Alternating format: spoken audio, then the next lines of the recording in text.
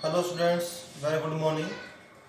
आज हम इकोनॉमिक्स में लेसन 7 स्टार्ट कर रहे हैं।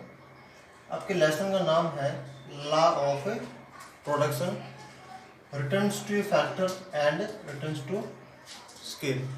अब हम इसके बारे में बारी बारी से अध्ययन करेंगे। लास्ट चैप्टर में हमने प्रोडक्शन फंक्शन के बारे में पढ़ा था। जो प्रोडक्शन फंक्शन होता है आपका, वो फैक्टर ऑफ प्रोडक्शन और क्वांटिटी ऑफ प्रोडक्शन के बीच में एक फिजिकल रिलेशन को शो करता है। उसके बाद हमने शॉर्ट टर्म और लॉन्ग टर्म पीरियड के बारे में पढ़ा था कि अगर कोई भी जो प्रोड्यूसर होता है, अगर शॉर्ट टर्म में अपना प्रोडक्शन बढ़ाना चाहता है तो क्या करेगा, वो जो वेरिएबल फैक्टर्स हैं उसमें चेंज करेगा। और अगर लॉन्ग टर्म में बढ़ाना चाहता है तो जितने भी फैक्टर होते हैं हमारे लॉन्ग टर्म में, सारे क्या होते हैं, वेरिएबल होते हैं, और वो उनमें चेंज करके प्रोडक्शन को बढ़ा सकता है। अब हम रिटर्न टू स्केल और रिटर्न टू फैक्टर्स के बारे में पढ़ेंगे। फर्स्ट आपका है रिटर्न्स टू ए फैक्टर। अब देखो, जो रिटर्न्स टू फैक्टर होता है, इसमें हमारा एक फैक्टर क्या होता है, वेरिएबल होता है।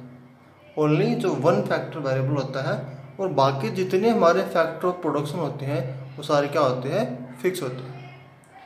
यदि जो प्रोड्यूसर को अपने प्रोडक्शन में वृद्धि करनी है, उसको इंक्रीज करना है, तो फिक्स वेरिएबल के साथ वो फिक्स जो हमारे फैक्टर हैं उसके साथ वेरिएबल फैक्टर को यूज करेगा और अपने प्रोडक्शन में क्या करेगा, वृद्धि करेगा, उसको बढ़ाएगा। जो रिटर्न टू फैक्टर होता है, ये हमारा शॉर्ट टर्म यूज होता है, क्योंकि शॉर्ट टर्म में हमारा क्या होता है, ओनली वन जो फैक्टर होता है हमारा प्रोडक्शन का, वो वेरिएबल होता है, और बाकी जितने भी हमारे जो फैक्टर हैं प्रोडक्शन के, सारे क्या होते हैं, फिक्स होते हैं। तो हम सिर्फ वेरिएबल फैक्टर को ही बढ़ाया घटा सकते हैं।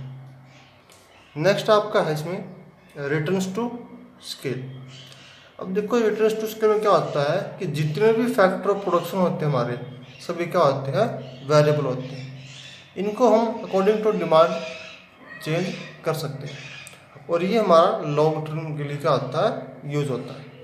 क्योंकि लॉन्ग टर्म में हमारे जितने भी फैक्टर होते हैं हमारे, सारे क्या होते हैं, वेरिएबल होते हैं, और हम उनको जब चाहे और जितनी मात्रा में आपको प्रोडक्शन बढ़ाना है या घटाना है, हम उनको यूज कर सकते हैं। अब हम रिटर्न्स टू फैक्टर के बारे में पढ़ेंगे डिटेल से, कि जो रिटर्न्स टू फैक्टर होता है आपका, इसमें हम किसी एक फैक्टर को बढ़ा देंगे और एक फैक्टर को क्या रखेंगे, फिक्स रखेंगे। और जब हम इसको एक फैक्टर जो हमारा वेरिएबल है उसको बढ़ाएंगे, तो जो उनका जो प्रपोर्शनेट होता है, जो उनका अनुपात होता है, उसमें क्या आ जाएगा, चेंज आ जाएगा, और जो हमारा जो प्रोडक्शन होता है उसमें क्या होती है, वृद्धि होती है। जो हमारा रिटर्न्स टू फैक्टर है हमारा 3 तरह का होता है। फर्स्ट आपका है increasing returns to a factor, second आपका है constant returns to a factor, और थर्ड आपका है diminishing returns to a factor. आज हम आपका जो 1 है, आपका फर्स्ट जो नंबर आपका increasing returns to a factor, इसको हिंदी में बोलते हैं कारक के बढ़ते प्रतिफल। इसके बारे में हम बारीकी से अध्ययन करेंगे। देखिए, जो increasing returns to a factor है वो एक ऐसी सिचुएशन है, इसमें जो टीपी होता है हमारा, इंक्रीज तब होता है जब हम और किस रेट से होता है, इंक्रीजिंग रेट से, जब हम क्या करते हैं, एक से ज़्यादा वेरिएबल को यूज़ करते हैं, इसके साथ है फिक्स्ड फैक्टर के साथ। मतलब जो हमारा इंक्रीजिंग रिटर्न्स टू फैक्टर है, एक ऐसा स्थिति होती है, ऐसी सिचुएशन होती है जिसमें हमारा जो टोटल प्रोडक्शन है उस समय इंक्रीजिंग रेट से बढ़ता है, जब हम फिक्स्ड फैक्टर के साथ बहुत ज़्यादा मात्रा में वेरिएबल फैक्टर को यूज करते हैं। मतलब स्थिर कारक के साथ जब हम परिवर्तनशील जो कारक हैं उसकी अधिक मात्रा में यूनिट्स में यूज करेंगे, तो जो हमारा टोटल प्रोडक्शन होता है वो इंक्रीजिंग रेट से क्या होता है, इंक्रीज होता है, बढ़ता है। और इस कंडीशन में जो हमारा एमपी है, एमपी मतलब मार्जिनल प्रोडक्ट, वो भी क्या होता है, इंक्रीज होता है। इससे पता लगता है हमें कि जब हम किसी स्थिर कार्य के साथ परिवर्तनशील जो इकाई हैं, जो वेरिएबल यूनिट्स का अधिक मात्रा में यूज करेंगे, तो हमारा जो प्रोडक्शन है टोटल वो इंक्रीजिंग रेट से बढ़ता है। और जो आपकी मार्जिनल कॉस्ट है, जो MCO क्या होती है हमारी, इसमें रिड्यूस होती है, कम होती है। क्योंकि जितना हमारा जो प्रोडक्शन बढ़ेगा, जो हमारी मार्जिनल कॉस्ट होती है वो भी हमारी क्या होगी, कम होगी। अब हम इसको टेबल से शो करेंगे। टेबल आपकी 1 है, इंक्रीजिंग टू रिटरे फैक्ट्री। ये हमारा यह है यूनिट्स ऑफ लैंड। अब जो यूनिट्स ऑफ लैंड हमारा, ये क्या हमारा फैक्टर ऑफ, क्या हमारा फिक्स फैक्टर है प्रोडक्शन का। ये आप देख सकते हो कि हमारा क्या ये फिक्स है, हर कंडीशन में क्या है 1 1 1 और 1। सेकंड कॉलम में हमारा क्या है यूनिट्स ऑफ लेबर, जो कि हमारा क्या है कि वेरिएबल फैक्टर है प्रोडक्शन का। फर्स्ट, फिर 1 2 3 4 एंड 5। अब बात करें टोटल प्रोडक्शन की, टोटल प्रोडक्ट। देखिए जो हमारा टोटल प्रोडक्ट है वो 4 10 18 28 और 40। अगर हम मार्जिन प्रोडक्ट की बात करें तो जो मार्जिन प्रोडक्ट हमारा क्या है 4 6 8 10 और 12। देखिए जो मार्जिन प्रोडक्ट हमारा क्या होता है कि जब हम जो हमारे वेरिएबल फैक्टर हैं उसकी 1 यूनिट कम या ज़्यादा यूज करते हैं, तो जो टोटल जो फैक्टर में जो डिफरेंस आता है वो हमारा क्या होता है, मार्जिनल प्रोडक्ट होता है। अब आप देख सकते हो कि जो टोटल में जो डिफरेंस आया है आपका, इसमें आपका 6 आया है, इसमें आपका 8 आया है, इसमें आपका 10, इसमें हमारा क्या आया है 12, तो हमारा क्या होता है मार्जिनल प्रोडक्ट। जब हम वेरिएबल फैक्टर की फिक्स्ड फैक्टर के साथ कंपेयर करते हैं, यूज करते हैं, तो जो टोटल प्रोडक्शन में जो डिफरेंस आता है वो क्या होता है, हमारा मार्जिनल प्रोडक्ट होता है। अब हम देख सकते हो अकॉर्डिंग टू डेफिनेशन, जो हमारी डेफिनेशन थी कि जो जब हम फिक्स्ड फैक्टर के साथ वेरिएबल फैक्टर्स की ज़्यादा जो क्वांटिटी यूज करते हैं, तो हमारा जो टीपी है वो क्या होता है, इंक्रीजिंग रेट से बढ़ता है, इंक्रीज होता है। तो आप टेबल में देख सकते हो कि जो हमारा टोटल प्रोडक्शन है वो हमारा क्या हो रहा है, इंक्रीजिंग रेट से बढ़ रहा है। 4 फिर 10 18 28 और 40। और जो हमारा MPO भी हमारा क्या हो रहा है, इंक्रीज हो रहा है, 4 6 8 10 और 12।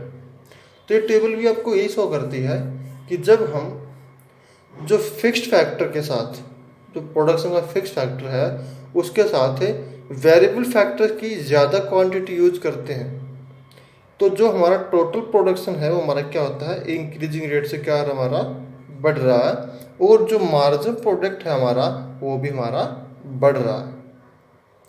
अब इसको हमें ग्राफ से शो करेंगे।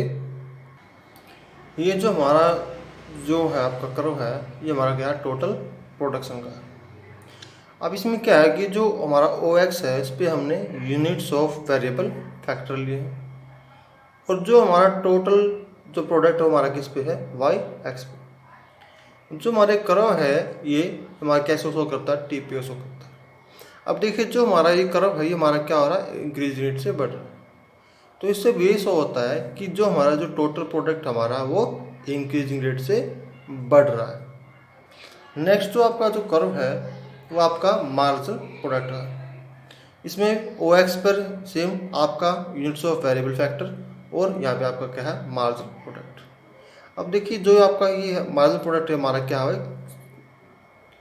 इंक्रीज हो रहा हमारा। तो अकॉर्डिंग टू डेफिनेशन हमारा ये बात प्रूव होती है कि जब हम फिक्स्ड जो फैक्टर के साथ मोर एंड मोर जो वेरिएबल फैक्टर्स को यूज करते हैं, तो हमारा जो टोटल प्रोडक्शन हमारा क्या होता है, इंक्रीजिंग रेट से बढ़ता है, और मार्जिनल प्रोडक्ट भी हमारा बढ़ता है।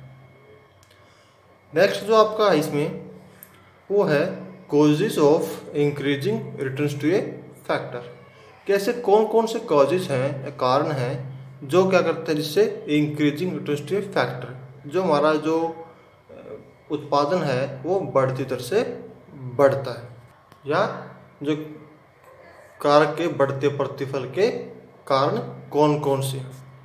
तो इसमें हमारे जो 3 जो मेन कॉजेज होते हैं हमारे, फर्स्ट आपका है full utilisation of fixed factor, second is increase efficiency of the variable factors, और थर्ड आपका है better coordination between the factor.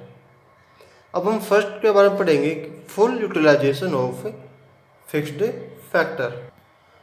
देखिए इसमें क्या होता है, जब हमारी जो फर्स्ट स्टेज होती है प्रोडक्शन की, उसमें क्या होता है कि जो हमारा जो फैक्टर तो प्रोडक्शन तो हमारा जो फिक्स है, जो वेरिएबल फैक्टर हमारा क्या होता है, कम यूज होता है। इससे जो कैपेसिटी होती है उस चीज़ की, उसका हम पूरा बेनिफिट नहीं उठा पाते। तो इसके लिए हम क्या करते हैं कि जो वेरिएबल फैक्टर क्या करते हैं, इंक्रीज करते हैं, जिससे कि हम उस जो फिक्स्ड फैक्टर है उसको अच्छे से यूटिलाइज कर सकें। अब मान लीजिए फॉर एग्जांपल, जैसे हमारा जो टेबल हमने ली थी, इसमें जो लैंड हमारे क्या है 1 हेक्टेयर है हमारी। अगर वहाँ उस पर क्या है कि एक लेबर जो एक ही पर्सन काम करेगा तो हमारा प्रोडक्शन क्या होगा, कम होगा। और जब हम धीरे धीरे क्या करते हैं, जो यूनिट्स ऑफ लेबर जो वेरिएबल फैक्टर को बढ़ाते हैं फिक्स फैक्टर के साथ, तो हमारा जो प्रोडक्शन हमारा क्या होता है, इंक्रीजिंग रेट से बढ़ने लगता है। इससे क्या होता है कि हमारा फुल यूटिलाइज होता है किसका, फिक्स्ड फैक्टर का। जब वो कब होता है, जब हम फिक्स्ड फैक्टर के साथ more and more variable factors को यूज करेंगे। सेकंड पॉइंट आपका है increase efficiency of the variable factor.